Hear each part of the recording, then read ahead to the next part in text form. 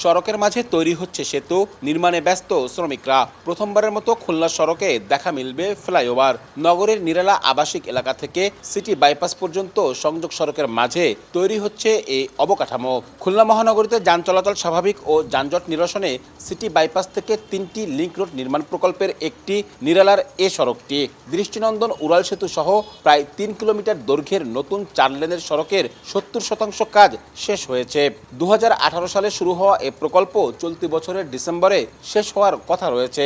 স্থানীয়রা বলছেন, সড়কগুলো চালু হলে শহরের যানচাপ কমার পাশাপাশি ভারী যানবাহন বাইপাস ব্যবহার করতে পারবে। যে কয়টা বাইপাস সড়ক আছে শহরে ঢোকার জন্য সবগুলোরই বাজে অবস্থা। ওভারব্রিজটা হলে আমাদের যাতায়াতের জন্য অনেক সুবিধা হবে এবং অ্যাক্সিডেন্টও অনেক কম হবে। এই রোডটা হইলে আমাদের মনে করেন যে গাড়ি ঘোড়া চালানোর জন্য অনেক সুবিধা। বের হওয়ার ওই মুখটা কিন্তু কনজেস্টেড, এবং ওইখানে যদি একটা ওভার ব্রিজের মতো না করে দেওয়া হয় তাহলে ওইখানে একটা যানজট সৃষ্টি হবে। এই সড়কটা যদিও আনকমপ্লিট, তারপরও দেখা যাচ্ছে যে খুব শর্ট টাইমে শহরের ভিতরে প্রবেশ করতে পারতেছি।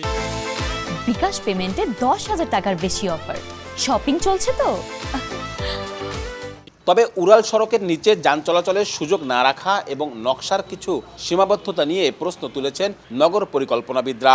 তাদের মতে নিরালা মোড় প্রশস্তকরণ ও আংশিক পুনর্নকশা না করলে প্রত্যাশিত সুফল মিলবে না। দুইটা প্রবণতা দেখা যেতে পারে, একটা হচ্ছে ট্রাফিক জ্যাম আর একটা হচ্ছে ট্রাফিক অ্যাক্সিডেন্ট।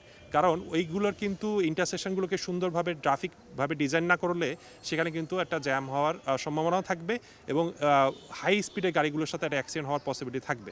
ভবিষ্যতের কথা বিবেচনায় রেখেই সড়কগুলো নকশা করা হয়েছে দাবি খুলনা উন্নয়ন কর্তৃপক্ষের। ব্রিজের কাজটা আমাদের 2-3 মাসের মধ্যে শেষ হয়ে যাবে। তো তারপরে আমরা হয়তো মেবি জুন, জুলাই বা এপ্রিলের আগস্ট দিকে হয়তো কার্পেটিংয়ের কাজটা করে রাস্তাটা আমরা করে দিতে পারবো। খুলনা উন্নয়ন কর্তৃপক্ষের তথ্য মতে প্রকল্পের অন্য 2 সড়কের মধ্যে খুলনা বিশ্ববিদ্যালয় থেকে রায়েরমহল পর্যন্ত সড়কের কাজ 40% ও বাস্তুহারা থেকে পুরাতন সাতক্ষীরা সড়ক পর্যন্ত সড়কের অগ্রগতি প্রায় 60%।